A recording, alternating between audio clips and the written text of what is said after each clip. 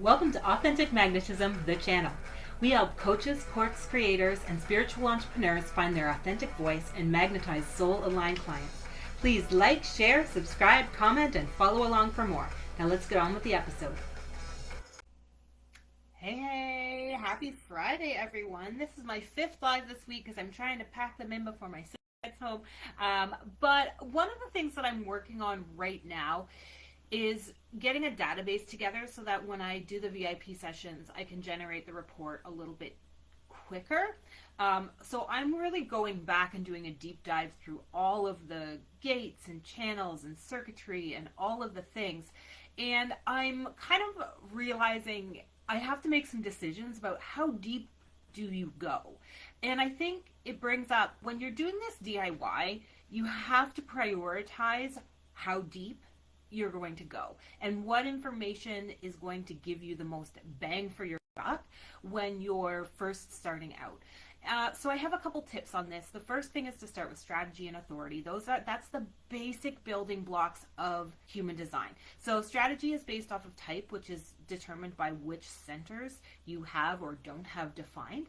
And that is how you enter into decisions, which makes a big difference. This was the big game changer for me in human design, of entering into the right decisions instead of entering into any decisions or entering into decisions at random, plus the method of making decisions of, what is right for my body, for my energy. Those were, the biggest needle movers in how I lived my life. I was kind of living at random. I think even if you don't have any concept of human design, I think at least some of the time you have some kind of instinct for your strategy and authority, because I think we do things and we recognize patterns, and we may not always know why we're doing things this way or why we're making decisions a certain way, but your brain and your body will recognize success.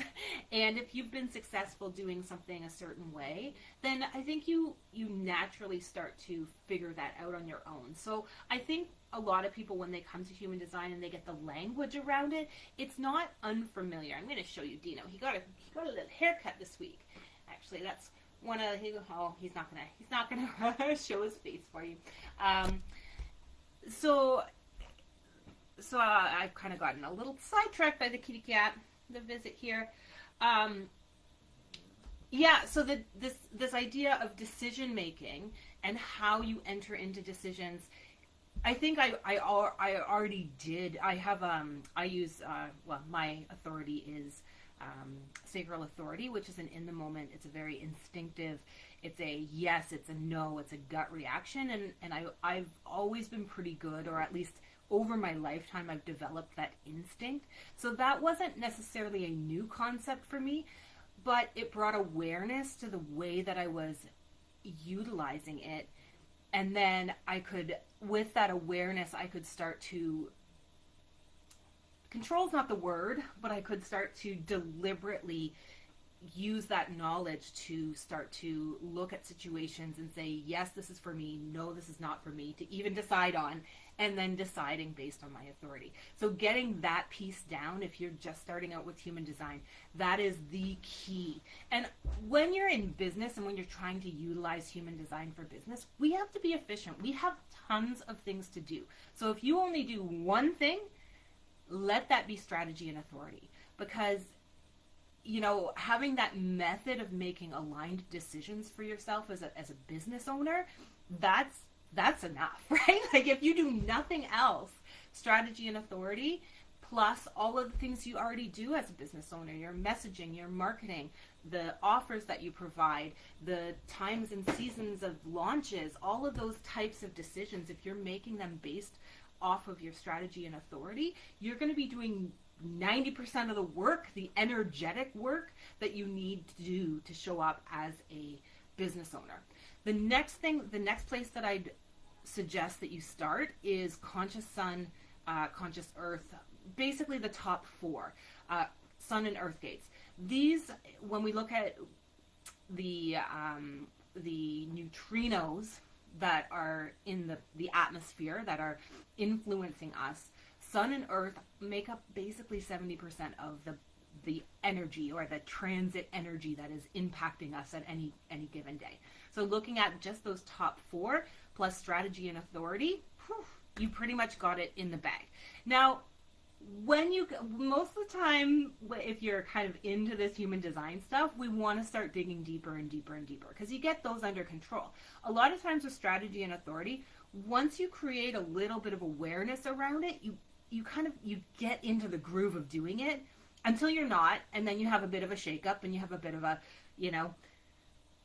kind of smack, and then you kind of bring your awareness back to it and you get back in the flow. At least that's my experience of it as an in the moment, as a fairly instinctive type of authority type.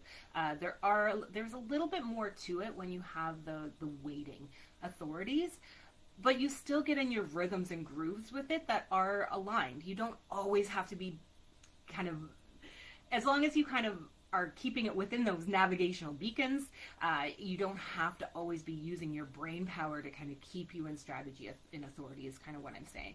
So strategy and authority, conscious sun and earth, and then unconscious, because they kind of go together. But that is essentially your incarnation cross if you think about those top four gates. Profile is the next thing. Actually, I think we jump profile before sun and earth, before incarnation cross, and the gates, that kind of thing. Because as a business owner, profile is how you show up in the world. It's how you engage with your role. So it has a lot to say about our public facing role and also about how we experience life. So profile is the next most important thing.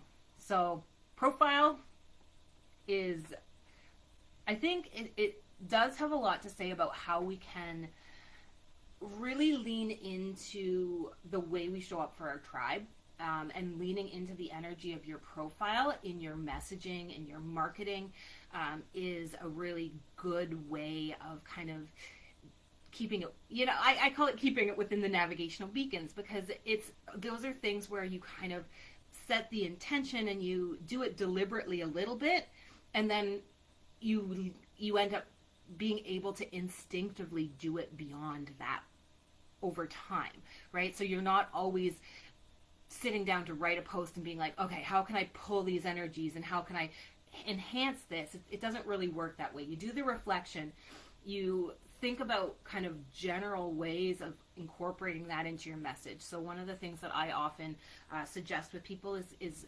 figuring out what are your brand stories. And a lot of times I have you look to your experience with the energy of your sun, your conscious sun gate, because that is probably going to be one of the most familiar, most experienced energy that you have, because that's kind of your personality. That's the way you show up. That's a big part of your purpose in life.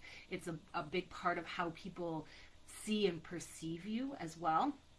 So that conscious sun energy, you have experience and tons of stories and experience from that you can pull from those stories to make your content and bring it into your messaging. You really want to take your conscious sun energy and think about the experiences you've had, with that energy, and then bring it into essentially a hero's journey of how you came to be where you're at. So that's kind of how you apply it into your messaging. You are doing a bit of reflection in the beginning. It's a bit chunky and you try and figure out how it works. But really the ideal is that you get a few kind of general things about it and things that you want to highlight in your business, and consciously you're going to pick up on specific stories, specific messages, specific elements of your journey to highlight, and then you're highlighting them in yourself, and you're also pulling that out of testimonials from clients, and you're weaving it into your message in a way that it just ends up being natural. So this is kind of the process of everything. You bring awareness to something, you do your reflection on it, you figure out how it works, and then it becomes more natural to you as you move forward, incorporating that into your messaging and your marketing and all of the things that you do. So if you're starting out Those are the layers. Strategy and authority, profile, conscious sun and earth. And if you end there, that's cool. Beyond that, looking at your channels and having that understanding of the way that energy comes into the body. So your head center, your root center, this is kind of where the body comes in. And then it's going to move through your defined, and if you don't have defined energy, undefined energy, to get to your throat for expression. That's essentially how all the energy wants to move.